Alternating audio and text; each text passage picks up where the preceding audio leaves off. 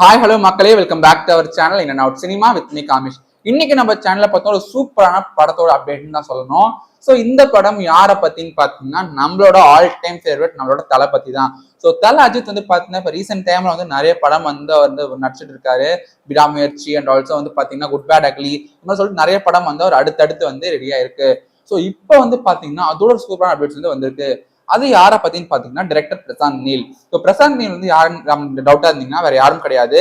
KGF வந்து ஒரு கிராண்டான படம் எடுத்தார்ல, ஸோ அவர் தான் வந்து பிரசாந்த் நீல். ஸோ பிரசாந்த் நீல் வந்து பாத்தீங்கன்னா அவரோட அடுத்த படத்துல அஜித் சாரை வந்து கொலாபரேட் பண்ணி இந்த எடுக்க போறோம்னு சொல்லியிருக்காங்க.